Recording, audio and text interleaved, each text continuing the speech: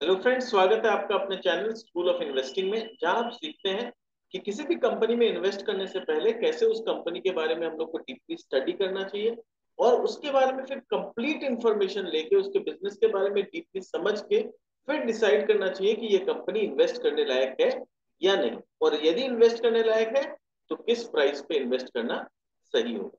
Hello friends, मेरा नाम है मनीष अग्रवाल और आज जिस कंपनी के बारे में हम डिस्कस करने जा रहे हैं वो इंडिया की ज्वेलरी मार्केट की one of the biggest company. जी हाँ, कंपनी का नाम है कल्याण ज्वेलर्स।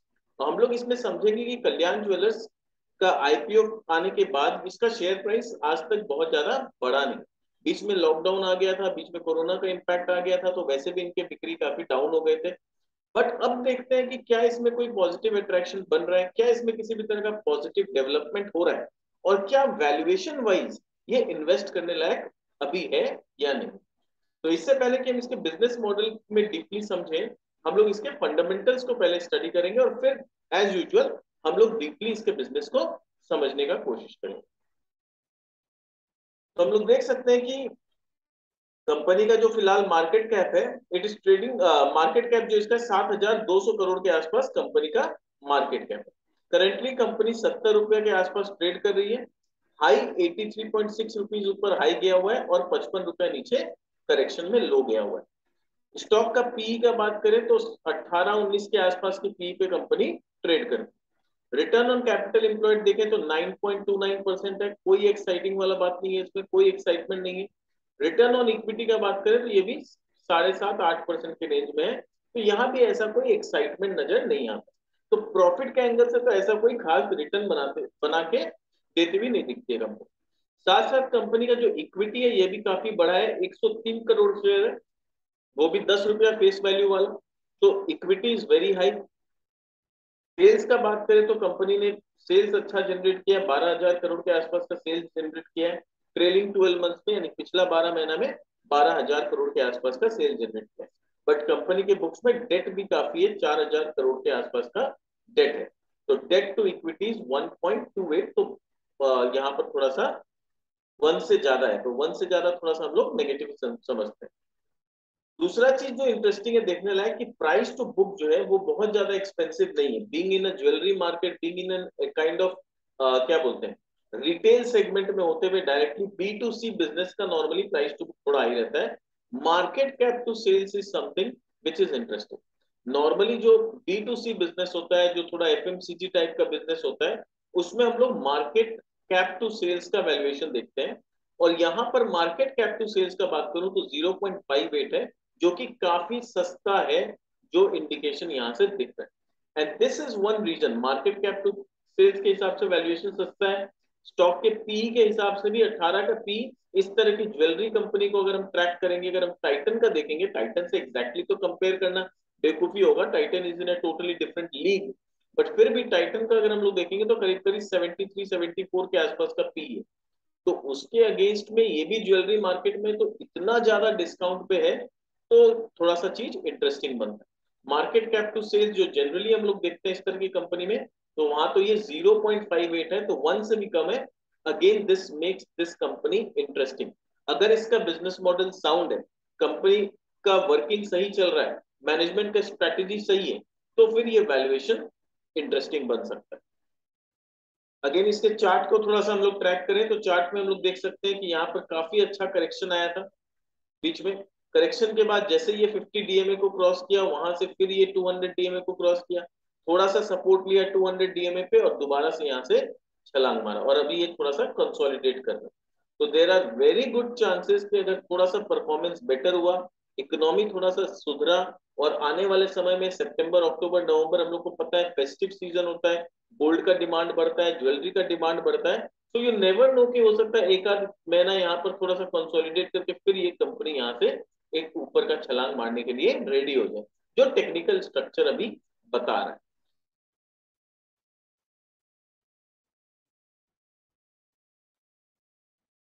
इनका क्वार्टरली रिजल्ट देखते हैं, वो भी देखना काफी इंटरेस्टिंग होगा कि इनका जो मार्च में सेल्स आया था 2860 करोड़ के आसपास का सेल्स था, जून में ये बढ़ के 3300 करोड़ के आसपास का हो गया।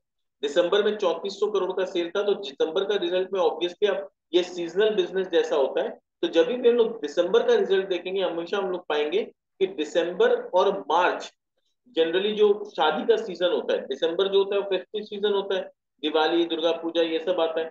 और उसके बाद मार्च तक क्या होता है, जनवरी फरवरी में शादी का सीजन काफी होता है। तो ये दिसंबर वाला क्वार्टर और मार्च वाला क्वार्टर में इनका सेल्स जनरली हाई रहता है। जून क्वार्टर इनके लिए थोड़ा सा लो क्वार्टर माना जाता है। तो इंटरेस्टिंग बात यह है कि इस बार इन्होंने जून क्वार्टर में काफी अच्छा सेल्स जनरेट किया, which is a very positive sign. आप जून क्वार्टर देखो, पीछे अब दोनों जून को तो देखना बेकार है क्योंकि पिछले बार भी लॉकडाउन था, उसके पहले तो पूरा ही लॉकडाउन था, बट जनरली भी सीजन वाइज अगर हम लोग देखें तो जून क्वार्टर थोड़ा सा इनका डाउन रहता है। दिसंबर क्वार्टर और मार्च क्वार्टर इनके लिए जनरली अच्छा होता है। इस बार क्या हुआ, जून क्वार्टर में अच्छा रिजल्ट आया। इंटरेस्टिंग इनफ इनका ऑपरेटिंग प्रॉफिट खासा बढ़ा है। दिसंबर से तो कंपेयर नहीं करेंगे, फिर भी मार्च से अगर हम लोग कंपेयर करें तो ऑपरेटिंग प्रॉफिट बढ़ा है। Operating profit margin is around 8%, जो काफी पिछले 3-4 क्वार्टर से स्टेबल है।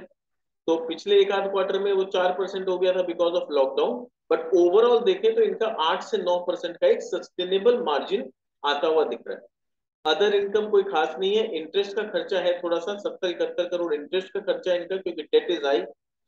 बट ओवरऑल नेट प्रॉफिट अगर हम लोग देखें तो कंपनी ने पिछले क्वार्टर में 72 करोड़ का नेट प्रॉफिट किया था, इस बार 108 करोड़ का नेट प्रॉफिट किया।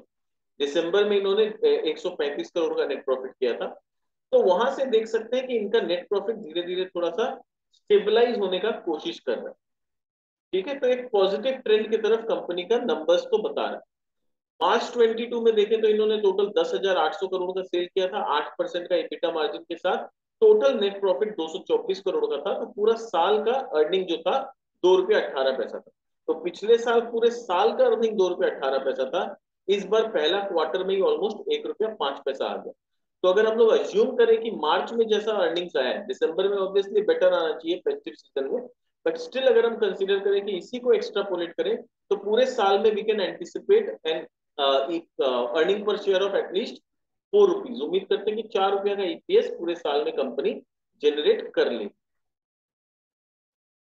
बैलेंस शीट को देखें तो इनके पास रिजर्व्स बढ़ रहा है दिन पे दिन, which is a good sign, but at the same time थोड़ा थोड़ा डेट भी बढ़ रहा है। अब ये डेट जो इतना बढ़ रहा है ये बहुत ज्यादा पॉजिटिव साइन नहीं है। तो बोरोइंग्स देखते हैं क्या चीज में बोरोइंग्स है इनका। तो आ, ये अदर लाइबिलिटीज में इनके पास जो है ये ट्रेड क्रेडिटर्स होते हैं। नॉर्मली अदर लाइबिलिटी में जो पैसा फंसा होता है इनका ट्रेड क्रेडिटर में फंसा होता है। फिर फिक्स्ड एसेट देखें तो 1922 करोड़ का फिक्स्ड एसेट है।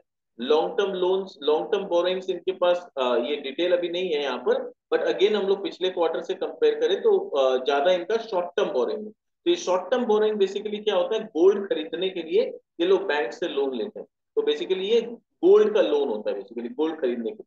तो ये शॉर्ट टर्म होता है, बिक्री होता है, फिर ये लोग चुका देते हैं। बट ये रोलिंग में चलता रहता है, तो इमीडिएटली आपको ये नंबर कम होता हुआ तो दिखाई नहीं देगा। टोटल लाइबिलिटी में टोटल लाइबिलिटी बोल रहा हूँ, फिक्स्ड एसेट इनका 1922 करोड़ का है। करंट वर्क इन प्रोग्रेस ऐसा कोई खास एक्सपेंशन का प्लान्स नहीं दिखता है। अदर असेट्स को निकाल के देखें तो इनके पास इन्वेंट्री है ऑलमोस्ट 5,700 या 5,800 करोड़ का। तो यहाँ पर जो बैंक का डेट है इनके पास, डेट कितना का दिखा रहा है बैंक के यहाँ पर, 3,200 करोड़ के आसपास का शॉर्ट टर्म बोरिंग। उसके अगेंस्ट में अगर इन्वेंट्री देखें तो 5,800 करोड़ का। तो inventory sufficient enough to repay the debt if required. वहां पर ट्रेड रिसीवेबल 119 करोड़ का है। कैश में इनके पास 777 करोड़ रुपया कैश में पड़ा हुआ। तो अगेन इनके पास कैश भी अच्छा खासा है। तो ऐसा कुछ नहीं है कि कंपनी के सस्टेनेबिलिटी पे कोई दिक्कत आना चाहिए। कैश फ्लो का बात करें तो मार्च में 245 करोड़ का operating cash flow company generate किया है। पिछले साल काफी अच्छा था, इस साल ऑपरेटिंग कैश फ्लो थोड़ा सा गिर गया है। समझते हैं कि ऑपरेटिंग कैश फ्लो गिरने के पीछे रीजन क्या है, क्योंकि इनके रिसीवेबल्स में क्या हुआ, रिसीवेबल्स में 7 करोड़ रुपया एक्स्ट्रा फंस गया। लास्ट टाइम क्या हुआ था, रिसीवेबल से 99 करोड़ रुपया एक्स्ट्रा कलेक्शन आया था, यानी डेटर घट गया था। तो इस बार क्या हुआ, डेटर 7 करोड़ से बढ़ गया। इन्वेंट्री 491 करोड़ से बढ़ गया। तो इन्वेंट्री जो इतना ज्यादा इनका बढ़ गया ना, उस वजह से यहाँ पर कैश फ्लो ऑपरेशन थोड़ा सा कम दिख रहा है। इन्वेस्टिंग एक्टिविटी में इन्होंने फिक्स्ड एसेट में 90 करोड़ रुपया करीब खर्चा किया है। और फाइनेंसिंग एक्टिविटी में देखें तो इन्होंने लोन लिया है 75 करोड़ के आसपास का लोन लिया है। 161 करोड़ का इन्होंने रीपेमेंट किया है। इंटरेस्ट भी पेमेंट किया है 222 करोड़ का। एंड फाइनेंशियल लाइबिलिटीज कुछ इन्होंने चुकाया है 436 करोड़। तो ऑल इन ऑल अगर हम लोग खाली फंडामेंटल पॉइंट ऑफ व्यू से देखें तो हम लोग को क्या क्या चीज पॉजिटिव नजर आ रहा है। पॉजिटिव ये नजर आ रहा है कि वैल्यूएशन काफी रीजनेबल है, market cap to sales below 1 is any time a reasonable number. फिर इस तरह की B2C कंपनी है जो डायरेक्टली कस्टमर फेसिंग कंपनी है, उसका पीई भी 17-18 बहुत ज्यादा नहीं माना जाता है कंपेयर टू द पीयर्स। फिर नेगेटिव क्या दिख रहा है, नेगेटिव ये दिख रहा है कि डेट थोड़ा सा बढ़ रहा है, but at the same time there is sufficient inventory in cash and receivables to repay the debt. Debt जितना भी है शॉर्ट टर्म डेट है, कोई भी लॉन्ग टर्म डेट कंपनी के पास नहीं। तो this was about the financial. इनका कैश कन्वर्शन साइकिल देखें तो ये पिछले साल से थोड़ा इंप्रूव हुआ है, 240 दिन से घट के 210 दिन हुआ है। वर्किंग कैपिटल डेज ये 146 डेज, जितना पिछले साल था उतना ही है। कंपनी कोशिश करेगी मे बी कि दोबारा से 120-130 डेज के रेंज में आने का। शेयर होल्डिंग पैटर्न का बात करें तो 60% प्रमोटर के पास होल्डिंग है। फॉरेन इन्वेस्टर 2.77%, तो मार्च में फॉरेन इन्वेस्टर के पास 3% होल्डिंग था, दिसंबर में 3.26% था। तो फॉरेन इन्वेस्टर का धीरे धीरे होल्डिंग इसमें थोड़ा सा कम हो रहा है। But at the same time June में देखें तो म्यूचुअल फंड जो इंडियन डोमेस्टिक म्यूचुअल फंड है उनका होल्डिंग थोड़ा सा बढ़ा है, पब्लिक का होल्डिंग भी हल्का फुल्का बढ़ा है। तो यहाँ पर क्या हो रहा है, फॉरेन इन्वेस्टर को मे भी बहुत ज्यादा इंटरेस्ट इस कंपनी में नहीं आ रहा है फिलहाल। ठीक है, तो this was about the fundamental. अब हम लोग चलते हैं कंपनी के डिटेल्स में और डिस्कस करते हैं कि कंपनी का बिजनेस क्या है, कंपनी किस तरह से बिजनेस कर रही है और कैसे कंपनी आगे अपने बिजनेस को एक्सपैंड करने का कोशिश कर रही है। ठीक है, बट इससे पहले कि हम आगे चले थोड़ा सा आपका 2 मिनट अगेन लेना चाहूंगा, दोबारा से एक बार रिमाइंड करना चाहूंगा कि अगर आप हमारे चैनल में नए आए हैं तो इस चैनल को सब्सक्राइब कर लीजिए, अपने दोस्तों के साथ शेयर कर लीजिए, ताकि इस तरह के नॉलेजेबल वीडियोस आपको रेगुलरली मिलते रहे। और आप अपने दोस्तों को जब शेयर करेंगे तो उनको भी आप मदद करेंगे इस तरह के नॉलेजेबल कंटेंट को कंज्यूम करने के लिए। और eight the same time videos थोड़े लंबे होते हैं, माफी चाहूंगा उसके लिए। बट अगर किसी का कंपनी के बारे में डीपली एनालिसिस करना है, आपको मैं पूरा नॉलेज देना चाहता हूँ, कंप्लीट इन्फॉर्मेशन देना चाहता हूँ, तो वीडियोस थोड़े से लंबे होते हैं। आप कोशिश करिए अगर एक बार में नहीं आप देख सकते हैं तो उसको ब्रेक कर करके देखिए, 10-10 मिनट करके आप चाहे 3 या 4 इंस्टॉलमेंट में वीडियो को देखिए, बट नॉलेज पूरा लीजिए। तभी आप क्या होगा, आपका जो पैसा है ना जो आप मार्केट में लगाएंगे वो काफी मेहनत से आपने कमाया होगा। तो ऐसे आंख बंद करके तो आप मार्केट में इन्वेस्ट नहीं कर सकते ना। तो आप पूरा नॉलेज लेके अपने हार्ड एंड मनी को मार्केट में लगाइए ताकि नुकसान नहीं हो आपको और किसी भी तरह का आपका पैसा का लॉस नहीं होगा। This was also my side. चलिए अब आगे बढ़ते हैं और समझते हैं कि बिजनेस क्या करती है कंपनी। तो कंपनी को डिटेल में स्टडी करेंगे अभी हम लोग। ये कंपनी स्टैब्लिश हुई थी 1993 में by mister TS Kalyanaraman. इनका they are one of the India's largest jewellery company. India की ज्वेलरी कंपनी का बात करूं तो they are one of the largest established brand है। लोगों का काफी ट्रस्ट है और ट्रांसपेरेंसी है कंपनी के कम्युनिकेशन में अपने कस्टमर्स के। पैन इंडिया प्रेजेंस है और मिडिल ईस्ट में भी 3 या 4 कंट्री में इनका प्रेजेंस है मिडिल ईस्ट में। फिर हाइपर लोकल बिजनेस मॉडल है that enables localisation at scale. अब ये हाइपर लोकल बिजनेस मॉडल क्या होता है ये अभी हम लोग आगे समझेंगे। यूनिक ग्रास रूट में इनका माई कल्याण नेटवर्क है which has strong distribution capabilities for deep customer outreach. तो ये माई कल्याण नेटवर्क इनका जो है ना ये बहुत स्पेशल चीज है। ये भी हम लोग अभी माई कल्याण कैटेगरी में आएंगे तो मैं आपको डीपली समझाऊंगा। Products cater to multiple use cases ranging from special occasions like wedding to daily wear। यानी इनके पास सारे प्रकार के प्रोडक्ट्स हैं। कोई शादी के लिए अपना ज्वेलरी खरीदना चाहता है तो वैसे डिजाइन का भी प्रोडक्ट है, कोई डेली वियर के लिए अपना ज्वेलरी खरीदना चाहता है तो वैसे डिजाइन के भी इनके पास product. They are one of the pioneers in introducing transparency and consumer friendly measures. Product basket में इनके पास वाइड रेंज है। गोल्ड का प्रोडक्ट है इनके पास, स्टडेड है। स्टडेड में क्या होता है, उसमें बेसिकली थोड़े थोड़े डायमंड्स वायमंड्स का काम किया हुआ रहता है तो उसको स्टडेड ज्वेलरी बोलते हैं। गोल्ड मतलब होता है pure gold. And other jewellery products across the price point. तो प्राइस पॉइंट में और भी अलग प्रकार के ज्वेलरी इनके पास है। हिस्ट्री अगर देखें तो ये अभी इनके कंपनी को जो मैनेज कर रहे हैं they are almost 4th generation. तो जो फर्स्ट जनरेशन थे और जब ये कंपनी स्टार्ट हुई थी it was basically a textile mill in Kerala. तो ये टेक्सटाइल कंपनी के रूप में चालू हुई थी। 3rd जनरेशन जब आए तब उन्होंने पहली बार मिस्टर टीएस कल्याण रमन ने पहली बार इसमें ज्वेलरी कंपनी का, मतलब इस कंपनी को ज्वेलरी में कन्वर्ट किया, and now it is the fourth generation which is working on expanding the business. अब इस कंपनी का पूरा अगर हम लोग इवोल्यूशन देखें, कोई भी कंपनी का नॉर्मली आपको लगता है कि इतना इवोल्यूशन देख के हमको क्या करना है, but it is very important. अगर आप मैनेजमेंट से देखिए, हम लोग एज ए रिटेल इन्वेस्टर, हमें मौका नहीं मिलता है कि हम मैनेजमेंट के साथ बैठे उनके साथ बात करें, उनके विजन को डीपली समझें। तो हमारे पास क्या होता है, उनका हिस्टोरिकल ट्रैक रिकॉर्ड होता है।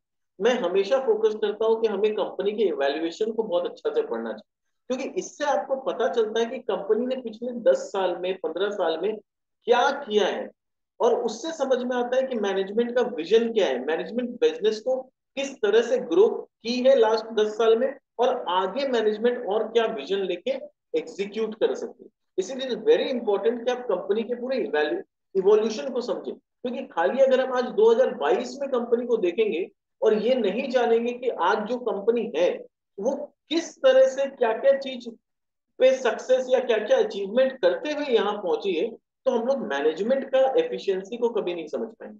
तो इसीलिए इट इज ऑलवेज इंपॉर्टेंट कि आप कंपनी के इवोल्यूशन को ध्यान से समझें। तो 1993 में पहला इनका सबसे पहला शोरूम ओपन हुआ था under the brand Kalyan jewellers, वो केरला में हुआ। तो सबसे पहला इनका शोरूम केरला में स्टार्ट हुआ था 93 में। 2004 में दे open the first showroom outside Kerala, वो तमिलनाडु में था। तो पहला शोरूम केरला में स्टार्ट हुआ, और केरला के बाहर पहली बार वो लोग 2004 में गए। फिर 2010 में दे लॉन्च्ड माई कल्याण कस्टमर आउटरीच इनिशिएटिव। तो जो माई कल्याण मैंने बोला, मैं आपको डिटेल में समझाऊंगा, तो उसका स्टार्टिंग इन्होंने कब किया था, 2010 में किया। 2012 में क्या हुआ, दे open there first showroom outside south India, यानी अभी तक ये लोग केरला में प्रेजेंट थे, फिर तमिलनाडु में अपना बिजनेस बढ़ाया, ठीक है, और फिर 2010 में ये लोग तेलंगाना में बिजनेस बढ़ाया, कर्नाटका में बिजनेस बढ़ाया, नहीं देयर इन साउथ इंडिया। 2012 में पहली बार इन्होंने अपना पहला शोरूम साउथ इंडिया के बाहर गुजरात में खोला। 2013 में गुजरात के बाद नेक्स्ट स्टेप वाज महाराष्ट्र।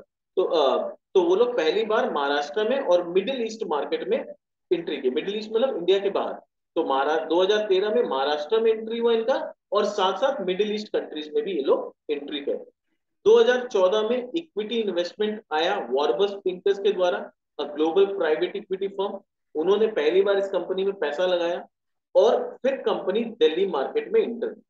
तो 2014 में दो इंपॉर्टेंट डेवलपमेंट हुआ, वार्बस पिंकस का, वार्बक पिंकस का, सॉरी फॉर द प्रोनाउंसिएशन, उनका इन्वेस्टमेंट आया, P P private equity firm ने इसमें इन्वेस्ट किया, साथ साथ दिल्ली मार्केट में इन लोगों ने एंट्री किया। 2015 में क्या हुआ, दे इंटर चेन्नई। साउथ इंडिया में थे बट चेन्नई में नहीं थे, तो वो लोग चेन्नई में एंट्री लिए, और ईस्ट इंडिया में उड़ीसा में उन लोगों ने 2015 में एंट्री लिया। तो अब ईस्ट में वो लोग आ रहे हैं, उड़ीसा में गए, उड़ीसा के बाद नेक्स्ट स्टेप क्या बचता है, वेस्ट बंगाल। तो 2016 में क्या हुआ, दे इंटर्ड वेस्ट बंगाल। तो वेस्ट बंगाल में वो लोग एंट्री लिए, साथ साथ राजस्थान में भी लिए, क्योंकि गुजरात हो चुका है, महाराष्ट्र हो चुका है, तो next step is Rajasthan. They launched Kalyan Matrimony, which was formerly known as संस्कृति मैट्रिमोनी वेबसाइट। तो कल्याण का मैट्रिमोनी का एक वेबसाइट उन्होंने लॉन्च किया 2016 में। 2017 में क्या हुआ, इंक्रीमेंटल इक्विटी इन्वेस्टमेंट आया वार्बक पिंकस के द्वारा। तो वार्बक पिंकस जिन्होंने पहले 2014 में इन्वेस्ट किया था, उन्होंने 2017 में दोबारा से इक्विटी में इन्वेस्टमेंट किया। क्या खरीदा उन्होंने they purchased stake in Innovate Lifestyle private limited and its online platform. तो कंपनी का जो ऑनलाइन प्लेटफॉर्म था कैनडेयर.com, उसमें वार्बक पिंकस ने स्टेक खरीदा। 2018 में company entered north east side में उड़ीसा कैप्चर हो चुका है, वेस्ट बंगाल में एंट्री हो चुका है, नेक्स्ट वाज आसाम। तो ये आसाम की तरफ गए, छत्तीसगढ़ गए और झारखंड में गए। यानी क्या हो रहा है, किस तरह से ये लोग अपने बिजनेस को एक्सपैंड कर रहे हैं, आपको समझ में आ रहा है। कि पहले साउथ में थे, साउथ में केरला से तमिलनाडु, तमिलनाडु से कर्नाटका, तेलंगाना, फिर वहां से गुजरात, गुजरात से Maharashtra and middle east, Maharashtra से नेक्स्ट वाज महाराष्ट्र के बाद नेक्स्ट उनका था राजस्थान, राजस्थान से फिर आए उड़ीसा, उड़ीसा से वेस्ट बंगाल, वेस्ट बंगाल से आसाम, और बीच में आए थे दिल्ली में उन्होंने एंट्री लिया था। फिर ईस्ट के बाद 2019 में वो लोग बिहार के मार्केट में भी एंट्री हो गए। जब झारखंड हो गया, छत्तीसगढ़ हो गया, तो बिहार थोड़ी बचा रहेगा, तो बिहार में भी एंट्री हो गया। 2021 में क्या हुआ, इन्होंने अपना आईपीओ लाया और एनएससी बीएससी में कंपनी को लिस्ट कराया। 2022 में क्या हुआ, they launch their first franchise store. 2022 अभी खत्म नहीं हुआ है, वी आर इन 2022। तो पहला इन्होंने अपना फ्रेंचाइजी स्टोर खोला, वो भी कहां पर, औरंगाबाद में। इट्स अ पायलट, पायलट मतलब एक तरह से ट्रायल बेसिस में एक फ्रेंचाइजी खोला। यानी इसके पहले कंपनी जो भी शोरूम्स खोल रही थी अपने पैसे लगा के खोल रही थी। और यही कारण है कि जब कंपनी इतने सारे शोरूम्स अपना पैसा लगा के खोलती है ना, तो इनके बुक्स में डेट थोड़ा सा हाई दिखता है। बट अब ये लोग क्या हो रहा है, असेट लाइट मॉडल में जा रहे हैं, फ्रेंचाइजी मॉडल में जा रहे हैं। फ्रेंचाइजी में क्या होता है कि आपको अपना पैसा नहीं लगाना, जिसका दुकान है उसका दुकान, उसका केपेक्स, उसका सारा खर्चा, आपको खाली अपना ज्वेलरी उनको देना है, जो बिकेगा उसमें सर्टेन कमीशन वो लोग अपना प्रॉफिट मार्जिन ले लेंगे, बाकी पैसा आपके पास आएगा। तो वहां पर क्या होगा, आपका ये असेट लाइट मॉडल हो जाता है। ठीक है, तो ये पायलट बेसिस पे इन्होंने अभी चालू किया है। It is a capital efficient model expected to add a further leg of growth to the company's own store expansion. तो कंपनी का अपना खुद का तो स्टोर का एक्सपेंशन जो है वो तो चालू रहेगा, वो थोड़ा बहुत कंपनी करती रहेगी, but at the same time company अब फ्रेंचाइजी के थ्रू अपने बिजनेस को ग्रो कर रही है। साथ साथ उन्होंने एक इंडिपेंडेंट चेयरमैन को बोर्ड में बैठाया है, जिनका नाम है mister Vinod Rai. He is a non executive director, यानी ये कंपनी के एम्प्लॉय नहीं है, is a non executive director, जिनको कंपनी ने चेयरमैन बनाया। और आज का बात करें इस क्वार्टर के रिजल्ट के बाद, आज as on today 127 showrooms in India है और 31 showrooms in the Middle East में। लास्ट 12 मंथ्स में रेवेन्यू हम लोग ऑलरेडी देखेंगे अभी कि कितना इन्होंने रेवेन्यू किया है। ऑलमोस्ट 12,513 करोड़ का रेवेन्यू किया है, 383 करोड़ का प्रॉफिट भी कंपनी ने किया है। तो ओवरऑल क्या हुआ, हम लोग को कंपनी का पूरा हिस्ट्री पता चल गया कि किस तरह से कंपनी ने अपने आप को ग्रो किया। एंड ये बहुत इंपॉर्टेंट होता है कि कोई भी कंपनी जब स्टार्टअप करती है तो स्टार्टअप से धीरे धीरे धीरे धीरे वो कैसे अपने बिजनेस को एक्सपैंड करते चले जाते हैं, ये ट्रैक रिकॉर्ड देखना बहुत जरूरी है। इससे हमें मैनेजमेंट के बारे में समझ में आता है कि मैनेजमेंट का एग्जीक्यूशन ट्रैक रिकॉर्ड कितना अच्छा है या कितना खराब है। अब देखते हैं कि ये जो ओवर द पीरियड इनका किस फेज में क्या चीज में डेवलपमेंट हुआ। तो इनका पहला फेज था 1993 से लेकर 2000। ये जो 10 साल था उसमें इन्होंने क्या किया, मैनेजमेंट बोल रहा है कि we have strengthen our roots, हमने अपने बिजनेस को स्ट्रॉन्ग किया, अपने रूट्स को स्ट्रॉन्ग किया। हम लोग अपना ब्रांड बिल्डिंग पे फोकस किया 10 साल। We focused on building local supplier network and ecosystem. हमने सबसे पहले अपना एक फोकस कहाँ किया, एक सप्लायर नेटवर्क क्रिएट किया, एक इकोसिस्टम क्रिएट किया। इसमें कंपनी को 10 साल लगे। फिर नेक्स्ट 2004 से 2011 तक उन्होंने साउथ इंडिया में अपना ग्रोथ किया। पहले तो ये लोग अपना रूट्स बना रहे थे, अपना चेन मजबूत कर रहे थे। नेक्स्ट 7 साल इन्होंने काफी ग्रो किया साउथ इंडिया में। तो एक्सपेंशन ऑफ शोरूम किया across south eastern states, largely focused on selling plane gold. अभी तक ये लोग साउथ इंडिया में मेनली खाली गोल्ड का ज्वेलरी बेचते थे। And they launched my Kalyan customer outreach initiative, और माई कल्याण इन्होंने लॉन्च किया। फेज 3 2012 से 2021 तक कंपनी ने एक्सपैंड किया, पैन इंडिया एक्सपेंशन किया, प्रोफेशनलाइजेशन किया और वॉरबर्ग पिंकस जैसे इन्वेस्टमेंट लेके आए। So pan India hyper local jeweler and concurrent expansion of product mix, यानी पहले खाली गोल्ड का प्रोडक्ट बेचते थे, बाद में अब ये लोग स्टडीड प्रोडक्ट भी बेचने लगे। And diversification of distribution channel, और डिस्ट्रीब्यूशन चैनल जो था, जो सिर्फ रिटेल शोरूम्स के जरिए था, उनको इन्होंने ऑनलाइन भी लेके गए, अपना ऑनलाइन प्लेटफॉर्म क्रिएट किया और ई मार्केटिंग के थ्रू भी अपने प्रोडक्ट को ये लोग बेचने चालू। इक्विटी इन्वेस्टमेंट आया, they build professionally management team. और अब जो आगे है, जो फेज 5 2022 ऑनवर्ड्स, उसमें इनका क्या विजन है, क्या ये लोग अचीव करना चाहते हैं। They want to capitalise on the foundation, यानी जो फाउंडेशन इनको तैयार करना था वो फाउंडेशन मैनेजमेंट बोल के हम लोग का रेडी है, हम लोग का सप्लाई चेन स्ट्रांग है, सप्लायर नेटवर्क स्ट्रांग है, डाइवर्सिफाइड प्रोडक्ट्स हमारे पास है, हम लोग का ब्रांड ऑलरेडी बन चुका है, पैन इंडिया में हम लोग का प्रेजेंस हो चुका है। अब खाली इस चीज को हम लोग को लिवरेज आउट करके और ज्यादा strong profit banana. They want to expand presence across several markets in India, leveraging substantial past efforts. And calibrated showroom expansion ये लोग करेंगे, widen product offering करेंगे ये लोग, प्रोडक्ट्स का वैरायटी और बढ़ाएंगे, माई कल्याण जो इनका नेटवर्क है उसको और भी ज्यादा बेटर बनाएंगे। एंड बोल रहे हैं we are well poised to capitalise on attractive industry dynamics given investment made in brand, store infrastructure and team building. बोल रहे हैं हम लोगों ने ब्रांड पे, इंफ्रास्ट्रक्चर पे, टीम बनाने में ऑलरेडी काफी खर्चा कर दिया। अब समय है कि ये जो खर्चा करके हम लोगों ने इतना सब कुछ तैयार किया है उसका बेनिफिट उठाने का। तो अब जो फेज 5 होगा इसमें हम लोग उस चीज का बेनिफिट उठाएंगे, यानी अब कंपनी प्रॉफिट, मतलब मैनेजमेंट का बोलना है कि now company will move to profitable zone. थोड़ा सा की हाइलाइट्स देखिए, कंपनी का 28 साल हो चुका है, कंपनी को 127 शोरूम इंडिया में है, 31 शोरूम्स मिडिल ईस्ट में है, 870 माइक कल्याण ग्रास रूट स्टोर्स हैं इनके पास। फिर 5 कंट्रीज में इनका प्रेजेंस है, एक इंडिया और 4 मिडिल ईस्ट कंट्रीज, 21 स्टेट्स और यूनियन टेरिटरीज में इंडिया में काम करती है। 13 प्रोक्योरमेंट सेंटर्स हैं जहां से लोग गोल्ड प्रोक्योर करते हैं, क्योंकि ज्वेलरी तो गोल्ड से बनाना है तो गोल्ड का प्रोक्योरमेंट जरूरी है। तो ऐसे 13 प्रोक्योरमेंट सेंटर्स हैं, 8,250 एम्प्लॉइज हैं, और प्रॉफिट जो है, प्रॉफिट आफ्टर टैक्स 383 करोड़ का प्रॉफिट आफ्टर टैक्स जनरेट करती है। अब देखते हैं इनका ज्योग्राफिकल प्रेजेंस। वैसे तो हम लोगों ने इवोल्यूशन में ऑलमोस्ट पूरा समझ लिया, थोड़ा सा और समझते हैं इसको कि शोरूम्स का अगर देखें तो 80% ऑफ द शोरूम्स इंडिया में है, 20% शोरूम्स इनका मिडिल ईस्ट में। बैलेंस पैन इंडिया प्रेजेंस कहाँ कहाँ पर है? साउथ इंडिया में 61% का प्रेजेंस है, 39% नॉर्थ साउथ इंडिया में, 36% इनका मेट्रो सिटीज में है, एंड 64% इनका नॉन मेट्रो। यानी मेट्रो और नॉन मेट्रो में डिवाइड करें तो 36% इन मेट्रो, 64% नॉन मेट्रो। और साउथ और अदर का बात करें तो 61% प्रेजेंस साउथ इंडिया में है आज भी, और नॉर्थ और अदर एरियाज में इनका 39% प्रेजेंस है। आप डिटेल चाहो तो पॉज करके इसको देख सकते हैं कि कहां पर कितना, कहां कहां पर कौन कौन से स्टेट में इनका प्रेजेंस है।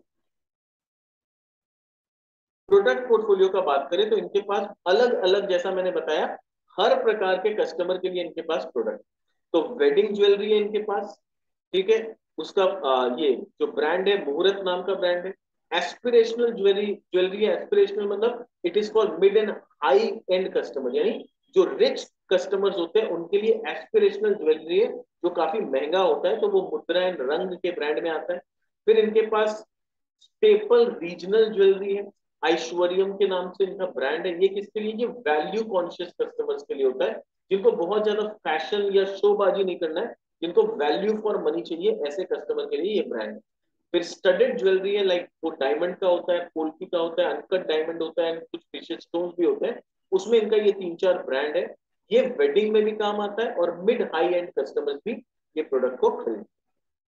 तो ये डिफरेंट अलग अलग ब्रांड से आप देख सकते हो कि कितना अलग अलग प्रकार का ब्रांड है ये कंपनी का। आप पॉज करके इसके ब्रांड्स के बारे में डिटेल में जानकारी पढ़ सकते हैं। अब आते हैं कि कंपनी मार्केटिंग के लिए क्या करती है, क्योंकि इस तरह की कंपनी जो बिजनेस में B2C बिजनेस में, उसमें marketing and branding plays a very important role. चाहे आप FMCG बिजनेस देख लीजिए, चाहे आप ज्वेलरी बिजनेस देख लीजिए, इसमें ब्रांडिंग का और मार्केटिंग का काफी बड़ा रोल होता है। तो इनका 10,000+ मिलियन, इतना ज्यादा खर्चा ये लोग, यानी 1,000 करोड़ से ज्यादा खर्चा मार्केटिंग और एडवर्टाइजिंग में पिछले 4 साल में इन्होंने कर दिया। अब इनका ब्रांड्स हम लोग देख सकते हैं कि ब्रांड एम्बेसडर कौन है? श्री अमिताभ बच्चन। अब उनसे बड़ा नाम तो इंडिया में ब्रांडिंग के नाम में उनसे बड़ा नाम तो कोई हो ही नहीं सकता। तो अमिताभ बच्चन, कैटरीना कैफ, जया बच्चन, श्वेता बच्चन, तो ऑलमोस्ट अमिताभ बच्चन की entire family is a brand ambassador of Kalyan. फिर लोकल कस्टमर्स को केटर करने के लिए इनके पास रीजनल ब्रांड एम्बेसडर्स भी हैं, क्योंकि इनका बिजनेस केरला में, तमिलनाडु में, तेलंगाना में है, तो वहां के एक्टर्स और वहां के जो सुपरस्टार्स हैं उनको भी अपना ब्रांड एम्बेसडर बनाया है। आप देख सकते हैं Prabhu Ganesan from Tamil Nadu, Naga Arjuna from Andhra Pradesh Telangana, Shiva Rajkumar from Karnataka, फिर Manju Warrier from Kerala, and Kalyani Priyadarshan from south India. तो ये सब अलग अलग, और यहाँ पर महाराष्ट्र के हैं, पंजाब के, वेस्ट बंगाल के, एंड गुजरात के। तो सब जगह जहां जहां इनका कस्टमर बेस है, वहां के जो पॉपुलर सेलिब्रिटीज लोग हैं उनको कंपनी ने पकड़ के अपना ब्रांड एम्बेसडर बनाया हुआ। हाइपर लोकल ज्वेलर केटिंग। अब ये हाइपर लोकल क्या होता है? हाइपर लोकल का मतलब ये होता है कि हम बेस्ट ऑफ क्वालिटी प्रोडक्ट बेचेंगे, but at the same time local में जैसा कस्टमर का रिक्वायरमेंट है, यानी हर एरिया, हर लोकेलिटी के हिसाब से क्या होता है, इंडिया इतनी डाइवर्सिफाइड कंट्री है ना कि हर लोकेलिटी में लोगों का टेस्ट बदलता है। आप साउथ में चल जाओ तो एक complete different lifestyle, different taste आपको दिखेगा। आप ईस्ट में चल जाओ तो एकदम डिफरेंट दिखेगा, आप वेस्ट में जाओ तो अलग दिखेगा, नॉर्थ में जाओ तो आपको अलग दिखेगा। तो इंडिया में बेसिकली क्या है, इंडिया एक कंट्री है with various diversified culture, taste and preference. तो अगर कोई बाहर से आता है ना, तो वो इंडिया के साउथ में जाके अगर नॉर्थ में जाएगा तो सोचेगा हम कोई दूसरा नया कंट्री में आ रहे, नॉर्थ से साउथ में जाएगा तो सोचेगा हम एक दूसरे कंट्री में आ रहे, क्योंकि इतना ज्यादा इंडिया में डाइवर्सिफिकेशन। तो इसलिए क्या होता है कि ज्वेलरी जो बहुत सेंटिमेंटल चीज होता है लोगों के लिए, खास करके शादी में और त्योहार में एक दूसरे को ज्वेलरी फैमिली मेंबर्स गिफ्ट करते हैं, तो वहां पर क्या होता है कि हर कल्चर के हिसाब से ज्वेलरी का डिजाइन बनाया जाता है। तो वो कल्चर को केटर करने के लिए कंपनी क्या कर रही है, हाइपर लोकल वे में जा रही है। Localisation in brand communication and marketing, ये बोल रहे हैं हम लोग जो मार्केटिंग और ब्रांड कम्युनिकेशन करते हैं वो एकदम लोकल वे में करते हैं। यानी साउथ का जो टेलीविजन में एड आएगा वो पूरा डिफरेंट होगा, उसमें साउथ के जो सुपरस्टार है वो ऐड करते हुए दिखेंगे। आपको नॉर्थ में या महाराष्ट्र रीजन में या वेस्ट में आपको जो एड आए आता हुआ दिखेगा उसमें आप देखोगे अमिताभ बच्चन ऐड कर रहे हैं, because he is a Bollywood star. तो इस तरह से क्या है, इनका जो मार्केटिंग स्ट्रेटेजी है वो बहुत लोकलाइज, और कम्युनिकेशन भी जो है बहुत लोकल तरीका से, कि साउथ वाले को लगे कि ये तो साउथ के लिए ही ज्वेलरी बनाती है, नॉर्थ वाले को लगे कि ये तो नॉर्थ का ही प्लेयर है, नॉर्थ के लिए ही ज्वेलरी बनाता है, तो ऐसा फीलिंग आए कस्टमर। फिर localisation of our product portfolio, localisation of our showroom experience for customer. यानी आप साउथ का शोरूम में जाओगे तो आपको एकदम साउथ के हिसाब से डेकोरेशन दिखेगा। साउथ में नॉर्मली आप देखोगे गेट पे पत्ता वत्ता काफी लगा रहता है, तो उस हिसाब से डेकोरेशन दिखेगा। आप नॉर्थ में जाओगे तो नॉर्थ के जैसा दिखेगा, आप वेस्ट में जाओगे तो थोड़ा फैशनेबल दिखेगा। तो जैसा एरिया है उस हिसाब से इनका शोरूम का सजावट दजावट होता है, ताकि कस्टमर को लोकलाइज्ड फीलिंग आए। फिर माई कल्याण नेटवर्क, अब बात करते हैं माई कल्याण नेटवर्क क्या है।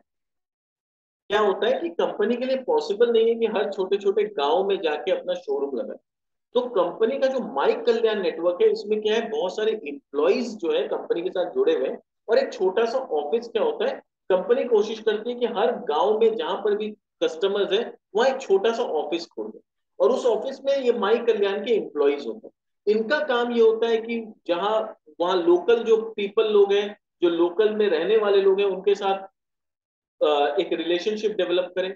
वहां पर जो शादी ब्याह कराने वाले लोग जो हैं, जो उनसे जुड़े डेकोरेटर्स हो गए, पंडित जी लोग हो गए, उनके साथ एक रिलेशनशिप डेवलप करें, और उनके टेस्ट को, उनके प्रेफरेंस को पहचाने। उस हिसाब से वो कस्टमर के सामने अपना कैटलॉग लेके जाए, अपना अपने प्रोडक्ट पोर्टफोलियो को पेश करें, उनका बजट को समझे, बजट के हिसाब से उनको प्रोडक्ट डिजाइन करें, और फिर उनका जो नीड है वो नीड से कस्टमर को शोरूम तक लेके आए, और फिर शोरूम से डील को क्लोज करो। तो ये जो माई कल्याण नेटवर्क है ये बेसिकली क्या है, एक लिंक के तौर पे काम करता है। जो कस्टमर जो गांव में है, जो शोरूम में आने से डरता है, जिनको डरता तो नहीं है, मतलब जो शोरूम में आने से थोड़ा हिचकिचाता है कि शहर में है, इतना दूर है, कौन जाएगा ये वो, तो ये लिंक का काम करता है कि कस्टमर के नीड को, कस्टमर के बजट को पूरा समझ के उनको शोरूम तक लेके आने का काम करते हैं कि आप डरिए मत, हिचकिचाइए मत, मेरे साथ चलिए, हम आपको आपके बजट के अंदर एक अच्छा सा ज्वेलरी दिला के लाते। तो this is what they do. तो ये माई कल्याण नेटवर्क बेसिकली क्या है, ये बहुत स्ट्रॉन्ग काम करता है कस्टमर के साथ एकदम डायरेक्ट रिलेशनशिप बना के रखना। तो माई कल्याण सेंटर्स का मैंने ऑलरेडी बता दिया आपको, यहाँ नंबर्स देख सकते हैं, 870 माई कल्याण सेंटर्स है, 10 मिलियन कस्टमर्स को अभी तक ये लोग कनेक्ट कर चुके हैं। 19% ऑफ द कंपनी का रेवेन्यू जो है ना ये इसके हेल्प से आता है, यानी माई कल्याण नेटवर्क के सेंटर से 19% ऑफ द रेवेन्यू आता है, जो कि एक बड़ा नंबर है। इम्प्लॉइज इनमें 3100 इम्प्लॉइज है माई कल्याण नेटवर्क में, and 38% of the enrolment of purchase advance scheme जो होता है वो माई कल्याण के थ्रू इनका होता है। फिर ये लोग अभी अपने टेक्नोलॉजी को काफी इंप्रूव कर रहे हैं, और टेक्नोलॉजी से क्या हो रहा है, डेटाबेस क्रिएट कर रहे हैं कि कस्टमर्स कहाँ पर हैं, कैसा उनका टेस्ट है, ये सब टेक्नोलॉजी के थ्रू ये लोग एक डेटाबेस तैयार करने का कोशिश करें। तो they are targeting digital marketing through rich data mining and customer insight. यानी जो डिजिटल मार्केटिंग है उसके थ्रू ये लोग कस्टमर का डेटा लेते हैं, कस्टमर के टेस्ट को समझते हैं, और उसके अकॉर्डिंगली नए नए प्रोडक्ट लॉन्च करते हैं। एनालिटिक्स ड्रिवन कस्टमर आउटरीच, तो कस्टमर कहाँ पर है, कहाँ पर कस्टमर ज्यादा है, जो मतलब किस एरिया में कस्टमर गोल्ड का ज्वेलरी ज्यादा पसंद करता है, किस एरिया में डायमंड का ज्वेलरी का डिमांड ज्यादा है, ये सब चीज एनालिटिक्स के थ्रू आपको समझ में आता है। तो कंपनी एनालिटिक्स के थ्रू ये जज करने का कोशिश करती है। फिर डिजिटली इनेबल्ड माई कल्याण सेंटर्स इनके पास है। ई कॉमर्स में ये लोग के पास ऑलरेडी अपना खुद का वेबसाइट है, और कैंडेयर बोल के एक ई कॉमर्स साइट है, उसके थ्रू भी ये लोग अपना प्रोडक्ट को बेचते हैं इंडिया में, यूएस और यूके में। तो कैंडेर के थ्रू यूएस और यूके तक इनका रीच पहुंच जाता है। ये ऑनलाइन गोल्ड ओनरशिप सर्टिफिकेट ये लोग प्रोवाइड करते हैं। फिर एम्प्लॉय को काफी ट्रेनिंग देते हैं कि डिजिटली अपने प्रोडक्ट को कैसा बेचा जाए, खास करके लॉकडाउन में इसका बहुत जरूरत पड़ा था। कस्टमर से कैसे रिलेशनशिप डेवलप करना है, कस्टमर को लॉकडाउन में मोबाइल ऐप के थ्रू कैसे डील को क्लोज करवाना, ये सारा टारगेट, ये सारे ट्रेनिंग इन्होंने अपने टीम को दे रखा। कैंडेर कल्याण ज्वेलर कंपनी बन चुकी है अभी। ये कैंडेर को इन्होंने अक्वायर किया, ठीक है। तो पहले ये कैंडेर दूसरी कंपनी हुआ करती थी, अभी कैंडेर को इन्होंने अक्वायर किया है। 2016 में ये increase catalogue of 100 products, a variety of 4000 design, यानी ये कैटलॉग को इन्होंने 100 प्रोडक्ट्स का कैटलॉग ले गया विथ 4000 प्लस डिजाइन। तो ये सारा ई कॉमर्स में इतने सारे डिजाइन आपको देखने को मिल जाएंगे। यहाँ से रिवेन्यू कितना होता है, reported revenue of 141 crore for FY22। तो कैंडेर से 141 करोड़ का कंपनी का रेवेन्यू होता है, जो कि पिछले साल 44 करोड़ का था। तो वहां 83% का जंप आया। Q1 FY23 का रेवेन्यू कितना है, 44 करोड़ का। तो ईयर ऑन ईयर ग्रोथ 83% का है, क्योंकि लास्ट ईयर लॉकडाउन था तो ई कॉमर्स भी इतना ज्यादा सेल नहीं हो पाया था, बट इस साल 83% का वहां ग्रोथ है। स्ट्रॉन्ग प्रेजेंस इनका अमेजन में, फ्लिपकार्ट में भी इनका अच्छा खासा प्रेजेंस है। तो हम देख सकते हैं कि कंपनी अपने शोरूम्स को तो स्ट्रॉन्ग कर रही है, अपने कल्याण जो माई कल्याण नेटवर्क है उसके थ्रू कस्टमर को door to door service provide कर रही है, but at the same time online में भी अपने प्रेजेंस को बढ़ा रही है। यानी जिस जिस मार्केटिंग चेन से कस्टमर को ट्रैक कर सके, कस्टमर को अपने पास ला सके, कंपनी हर वो प्रयास कर रही है। बोर्ड मेंबर्स में देखें तो मिस्टर विनोद राय, जो कि अभी चेयरमैन है, independent non executive director, he was a former controller and auditor general of India. तो आप देख सकते हो कितना हाई पेडिग्री के पर्सन को इन्होंने अपना चेयरमैन बनाया है फिलहाल। फिर मिस्टर TS कल्याण रमन, जो कि मैनेजिंग डायरेक्टर है, इनको 46 इयर्स का एक्सपीरियंस है इस इंडस्ट्री का। तो काफी एक्सपीरियंस टीम। बाकी मेंबर्स के बारे में भी आप चाहें तो वीडियो को पॉज करके पढ़ सकते हैं। इनका अपॉइंटमेंट अभी रिसेंटली हुआ, मैंने बताया आपको। फ्यूचर में कंपनी का आगे क्या स्ट्रेटेजी है ये समझते हैं। They want to leverage the scalable business, यानी बिजनेस में जितना ग्राउंड वर्क करना था, मैनेजमेंट का बोलना है कि हमने इतने सालों में, 28 सालों में ग्राउंड वर्क बहुत अच्छा किया है। अब टाइम है कि अपने इंफ्रास्ट्रक्चर को, अपने नेटवर्क्स को लिवरेज करके प्रॉफिट कमाना। They want to widen the product offering to further increase the customer reach.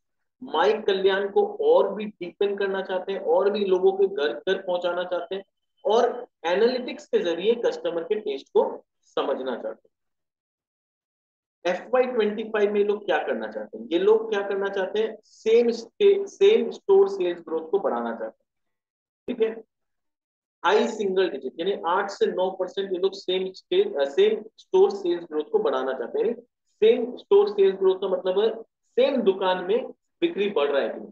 आप नए नए शोरूम खोल रहे हो, उसमें थोड़ा थोड़ा बिक्री बढ़ रहा है, इसमें कोई बड़ा बात नहीं है, क्योंकि नए नए स्टोर के पीछे आपका खर्चा भी नया नया होते जा रहा है। कंपनी का जे कर्व तब आता है इस तरह की रिटेलिंग कंपनीज में, जब आपका सेम स्टोर सेल्स ग्रोथ अच्छा हो। सेम स्टोर सेल्स ग्रोथ का मतलब आपके पुराने स्टोर में आपको एम्प्लॉय को उतना ही पैसा देना है, आपका ऑपरेटिंग एक्सपेंसेस उतना ही लगना है, पर बिक्री अगर बढ़ जाता है तो वो सीधा बॉटम लाइन में उसका बेनिफिट है। तो इसीलिए same store sales growth is very important in any kind of B2C company, जो शोरूम्स या जो फ्रेंचाइजी दुकान के जरिए काम करती है। मार्जिन ये लोग बढ़ाना चाहते हैं to improve the gross margins organically through upselling and rise in the share of revenue from non south region, यानी नॉन साउथ रीजन से अपना बिक्री को बढ़ाना चाहते हैं, और ऑपरेटिंग मार्जिन, ग्रॉस मार्जिन को इंप्रूव करना चाहते हैं। The company aims to improve the gross margin by 2%। अभी ग्रॉस मार्जिन कितना है इनका, नॉर्मली 8 से 9% रहता है, तो उसको बढ़ा के 10-11% तक पहुंचाना। ईबिटा मार्जिन 8 से 9% रहता है, सॉरी। तो ग्रॉस मार्जिन को ये लोग, ईबिटा मार्जिन को भी 2% अगर बढ़ाते हैं तो वो 10-11% तक पहुंचना। इंडिया में अपने बिजनेस को और एक्सपैंड करना चाहते हैं, मिडिल ईस्ट में बिजनेस को एक्सपैंड करना चाहते हैं, और ऑनलाइन प्लेटफॉर्म जो कैंडेयर है उसमें अग्रेसिवली कस्टमर को अट्रैक्ट करना चाहते हैं। ये इनका FY25 का विजन है। और नया फ्रेंचाइजी मॉडल इन्होंने अभी पायलट बेसिस पे स्टार्ट किया है। पहला जो मैंने बताया कहां पर, औरंगाबाद। तो यहां से इनको क्या फायदा होगा, यहाँ से ये लोग क्या फायदा होगा, ये लोग फ्रेंचाइजी टारगेट कर रहे हैं मेट्रोज में, और tyre 1, tyre 2 and tyre 3 cities, यानी नॉन साउथ इंडिया में। साउथ इंडिया में ऑलरेडी इनके पास काफी शोरूम है, तो नया फ्रेंचाइजी खोलते कोई मतलब नहीं है। नया फ्रेंचाइजी इन लोगों को कहाँ खोलना है? North south, north east west में। अब ये लोग और अपना पैसा नहीं खर्चा करके फ्रेंचाइजी के थ्रू अपने बिजनेस को एक्सपैंड करना चाहते हैं। तो they want to leverage the Kalyan Jewellers brand. अभी तक इन लोगों ने अपना ब्रांड बिल्डिंग किया है, अब इस ब्रांड का बेनिफिट उठाना चाहते हैं, जहां से रॉयल्टी इनकम इनके पास आए। तो franchisee owned company operated stores ensuring robust compliance monitoring system and adherence to Kalyan Jewellers brand standards. Robust franchisee selection process, बोले सेलेक्ट फ्रेंचाइजी हम लोग काफी अच्छा से सिलेक्ट करके किसी को फ्रेंचाइजी देंगे, ऐसे ही किसी को भी पकड़ के उठा के फ्रेंचाइजी नहीं देंगे। इससे फायदा क्या होगा? Capex and inventory investment shall be incurred by the franchisee, यानी जो भी शोरूम बनाना है, उसका फर्नीचरिंग करना है, ये सारा खर्चा फ्रेंचाइजी का होगा। जो इन्वेंट्री खरीदना है, इन्वेंट्री में जो इन्वेस्टमेंट करना है, वो भी फ्रेंचाइजी का होगा। All the showroom expenses except salary will be borne by franchisee. Salary, क्योंकि हमारा स्टाफ वहां बैठेगा शोरूम में, फ्रेंचाइजी के स्टोर में, तो हम उस स्टाफ को सैलरी देंगे, बट उसके अलावा जो लाइटिंग वाइटिंग का जो भी खर्चा है, वो सारा वो फ्रेंचाइजी देगा। तो कंपनी का क्या खर्चा हुआ? कंपनी का एक नया दुकान खुल गया और खर्चा क्या हुआ? सिर्फ उस एक या दो स्टाफ जो वहां बैठेगा उसको सैलरी देना, और कोई कंपनी का खर्चा नहीं। तो काफी असेट लाइट मॉडल की तरफ कंपनी जा रही है, which is a good plan. क्योंकि असेट लाइट में क्या होगा? आपका डेट नहीं बढ़ेगा, आपका एडिशनल रेवेन्यू क्रिएट होगा, आपका रीच बढ़ेगा, तो आगे चल के डेट भी कम हो जाएगा, आपका इंटरेस्ट खर्चा कम हो जाएगा। तो ये काफी अच्छा प्लान है। अब इन्वेस्टमेंट रैशनल अगर मैं बोलूं कि क्यों इन्वेस्ट करने लायक है ये कंपनी, या क्या कारण है कि कंपनी स्ट्रांग है, तो लीडिंग ब्रांड है इनके पास, स्टैब्लिश्ड ब्रांड बिल्ट ऑलरेडी इन्होंने 28 साल में किया है, पूरे पैन इंडिया में इनका प्रेजेंस है। हाइपर लोकल स्ट्रेटेजी है कि जिस एरिया में कस्टमर है, उनके टेस्ट के हिसाब से, उनका कस्टमाइज्ड डिजाइन के हिसाब से ज्वेलरी बेचेंगे। वाइड रेंज ऑफ प्रोडक्ट्स हैं इनके पास। Robust and effective internal control process है। इफेक्टिव मार्केटिंग एंड प्रमोशन में काफी अच्छा ये लोग खर्चा करते हैं और काफी अच्छा ऑलरेडी ब्रांड बना के बैठे हैं। Extensive grass root my Kalyan network है, जो कस्टमर को door to door service provide करता है। स्ट्रॉन्ग प्रमोटर्स है और स्ट्रॉन्ग गवर्नेंस फ्रेमवर्क भी कंपनी के पास। इंडिया का ज्वेलरी मार्केट को अगर हम समझना चाहते हैं, तो क्या ऐसा इंडिया के ज्वेलरी मार्केट में चेंज हो रहा है जिसके वजह से ऑर्गेनाइज्ड प्लेयर्स के लिए बेटर हो? तो rising share of organised retail in jewellery to continue. 2000 में क्या था? 5% का बिक्री ऑर्गेनाइज सेगमेंट से होता था, 95% जो सेल है वो अनऑर्गेनाइज जो ज्वेलरी वाले हैं उनके थ्रू होता था। आज 2020 तक आते आते ऑर्गेनाइज 32% हो गया, अनऑर्गेनाइज 68% है, और उम्मीद है 2025 तक ऑर्गेनाइज्ड बिक्री 40% हो जाएगा और अनऑर्गेनाइज्ड 60% हो जाएगा। जितना ये जीएसटी के नॉर्म्स आ रहे हैं, हॉलमार्क का सिस्टम आ रहा है गवर्नमेंट के तरफ, ये पूरा जितना भी स्टेप सरकार ले रही है, अल्टीमेटली सरकार यही चाहती है कि बिजनेस पूरा ऑर्गेनाइज वे में चले। तो जो ऑर्गेनाइज प्लेयर्स हैं, उन लोग के पास जीएसटी का प्रॉपर रिकॉर्ड रहेगा, पूरा प्रॉपर अकाउंटिंग होगा, और वो लोग सारा हॉलमार्किंग सिस्टम्स और ये सब प्रोवाइड कर पाए। तो कस्टमर भी चाहता है कि हम ऐसे जगह से सामान खरीदें जहां टैक्स का कोई लफड़ा नहीं हो, जीएसटी प्रॉपर बिल हो हमारे पास, हॉलमार्किंग हो, ताकि अगर फ्यूचर में दोबारा अगर हमें बेचना पड़े तो कोई दिक्कत ना आए।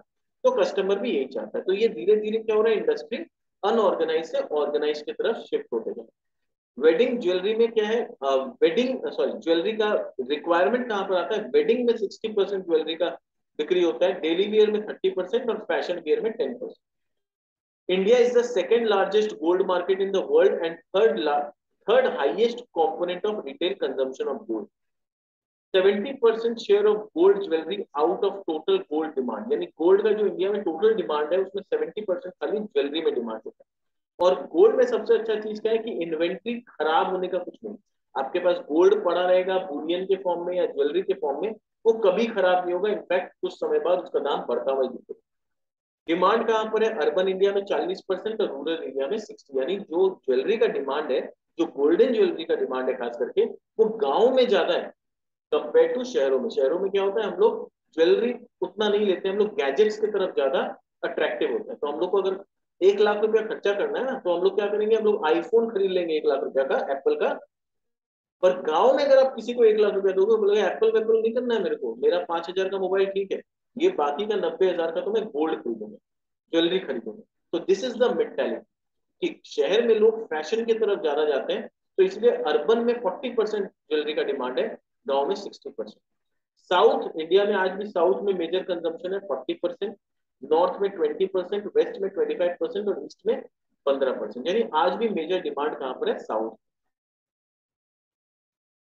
फिर ग्रोथ ड्राइवर क्या क्या है कंपनी के लिए, तो कस्टमर का जो बिहेवियर चेंज हो रहा है, जैसे मैंने बताया कि कस्टमर भी हॉलमार्क देख के ऑर्गेनाइज्ड प्लेयर से प्रॉपर जीएसटी का बिल लेके आज सामान खरीदना चाहता है, सुपीरियर ऑर्गेनाइजेशनल कैपेसिटीज देखना चाहता है उन लोग, बाजार में जाके भीड़ भाड़ में खरीदना नहीं चाहते, एक अच्छा शोरूम में बैठ के अच्छे इंफ्रास्ट्रक्चर के अंदर अच्छे एनवायरनमेंट में हाइजीनिक कंडीशन में जाके परचेजिंग करना चाहते हैं, तो उस वजह से भी ऑर्गेनाइज शोरूम्स में डिमांड बढ़ रहा है। और जो गवर्नमेंट ने जो जो जीएसटी और पैन और ये सब सिस्टम लाया है वो तो ऑब्वियसली ऑर्गेनाइज को मदद करेंगे।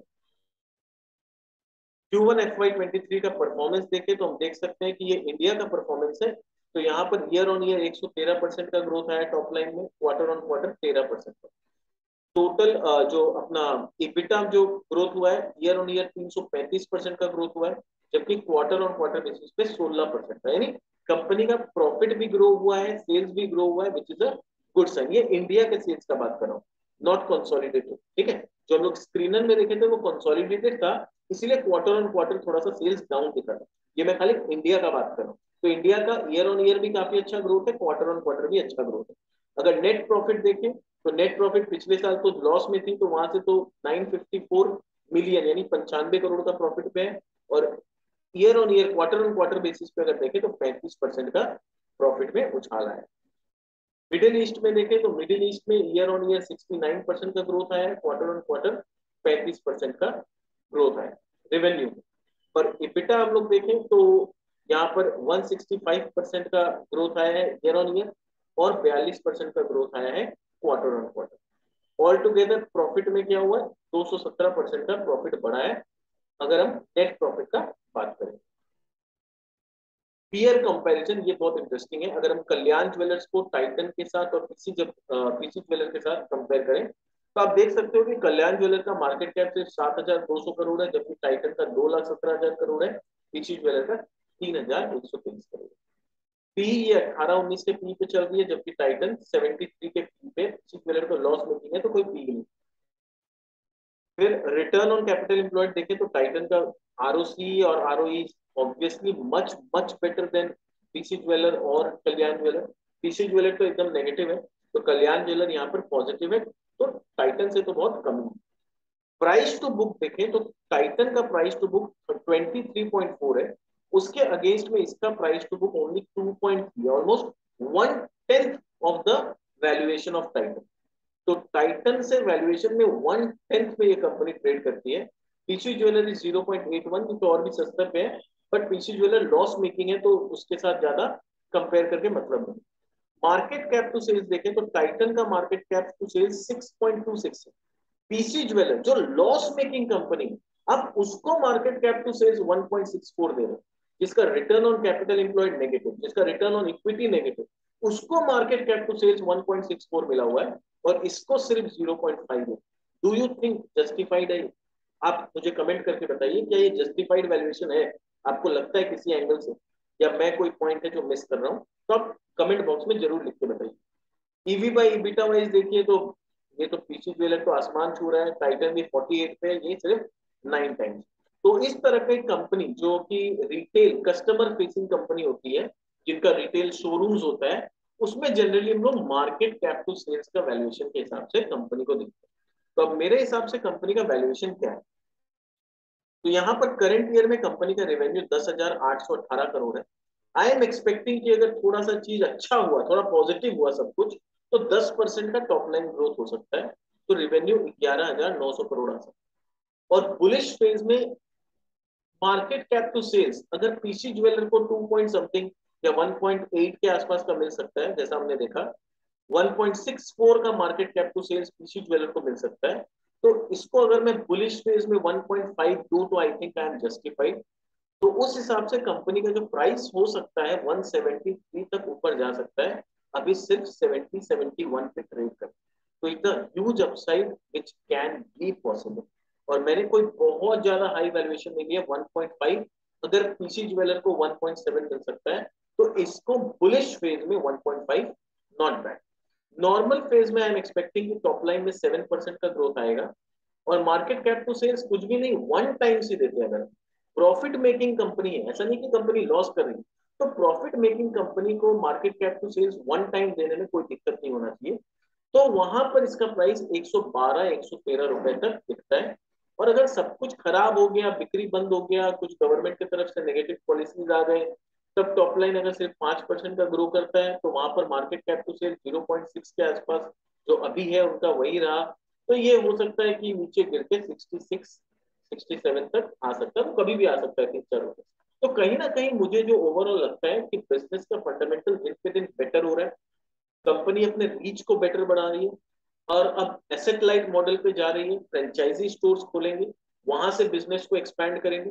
ब्रांड नेटवर्क ऑलरेडी कंपनी का बहुत अच्छा बना हुआ है, डिस्ट्रीब्यूशन रीच अच्छा है, और डाउनसाइड पोटेंशियल काफी लिमिटेड है। यानी 66 या 65 या 60 रुपए से नीचे जाता हुआ बहुत कम चांस है कंपनी को, ऐसा दिखता है। अनटिल अनलेस कि देखिए, कुछ नहीं बोला जा सकता है, पीसी ज्वेलर का भी हम लोग कहानी जानते हैं, गीतांजलि ज्वेलर का कहानी जानते हैं। तो अगर कॉर्पोरेट गवर्नेंस में किसी तरह का कुछ ऐसा कुछ हो गया तो वी नेवर नो कि क्या हो सकता है। बट अगर हम अज्यूम करें कि जिस तरह से अभी जो चेयरमैन है कंपनी के, is an auditor general, controller auditor general of India, तो उनके नेतृत्व में अगर कंपनी में कॉर्पोरेट गवर्नेंस होता है तो फिर तो कुछ बोलना ही नहीं है। We can not trust any company. But अभी उम्मीद है कि कंपनी शुड डू वेल, और डाउनसाइड काफी लिमिटेड है, और अपसाइड का पोटेंशियल मुझे थोड़ा सा अच्छा दिखता है। तो दिस इज माई ओपिनियन। ये किसी भी तरह का कोई रिकमेंडेशन नहीं है मेरी तरफ से। The objective of this channel is only to educate you कि कंपनी पे कैसे स्टडी करते हैं, कंपनी के बारे में कैसे रिसर्च करते हैं, और एक डिसेंट वैल्यूएशन निकालते हैं, ताकि हमें आइडिया हो कि किस प्राइस में ये कंपनी को लेना सही होगा। कहीं हम ओवर पे तो नहीं कर दे रहे कंपनी को, कहीं ऐसा तो नहीं कि हम इतना हाई वैल्यूएशन में कंपनी का शेयर खरीद लिए कि वहां से सिर्फ डाउनसाइड ही डाउनसाइड है और अपसाइड लिमिटेड। हमारा टारगेट हमेशा होता है कि ऐसी कंपनी को परचेज करें जहां डाउनसाइड लिमिटेड हो, अपसाइड का रास्ता काफी खुला हो। तो this is only for educational purpose, I am not a SEBI registered analyst. तो आप मेरे किसी भी वैल्यूएशन को रिकमेंडेशन मत समझिएगा। आप किसी भी कंपनी में अगर आपको अच्छा लगा इसका बिजनेस मॉडल, आपको खुद को लग रहा है कि आगे कुछ अच्छा हो सकता है, अपने फाइनेंशियल एडवाइजर से कंसल्ट करें, और फिर डिसीजन बनाएं कि इस कंपनी में आपको इन्वेस्ट करना चाहिए या नहीं। मेरे तरफ से कोई रिकमेंडेशन यहाँ पर नहीं। This was all from my side. अगर आपको ये वीडियो अच्छा लगा तो इसे लाइक कर दीजिए। देखिए, ये सब रिसर्च करने में बहुत मेहनत लगता है, बहुत हार्ड स्टडी लगता है, आप भी समझ सकते हो कि कितना इन डेप्थ स्टडी करना पड़ता है। तो अगर आप लाइक करोगे, चैनल को सब्सक्राइब करोगे, तो हमें भी एक मोटिवेशन मिलता है कि हाँ, आपको हमारा कंटेंट अच्छा लग रहा है। आप कमेंट्स करते हैं तो मैं कोशिश करता हूँ सारे कमेंट का जवाब दूँ। आपके कमेंट से और मोटिवेशन मिलता है कि हम और भी अच्छा मेहनत करें, और भी डीपली कंपनी को एनालाइज करें। और वहां से क्या होता है, एक रिस्पॉन्सिबिलिटी फैक्टर बढ़ जाता है कि हमारे इतने व्यूअर्स हैं जो हमें इतना लाइक कर रहे हैं, हमें कमेंट करके हमारे साथ चीजों को डिस्कस कर रहे हैं, तो हम कोई भी ऐसा पॉइंट मिस ना कर दें जिससे उनको किसी भी तरह का नुकसान हो। तो काइंडली हमारे चैनल को शेयर करें, सब्सक्राइब करें और लाइक जरूर करें, ताकि हमारा मोटिवेशन बना रहे। Thank you so much. मिलते हैं हमारे नेक्स्ट वीडियो में किसी नई कंपनी के साथ। तब तक के लिए बाय।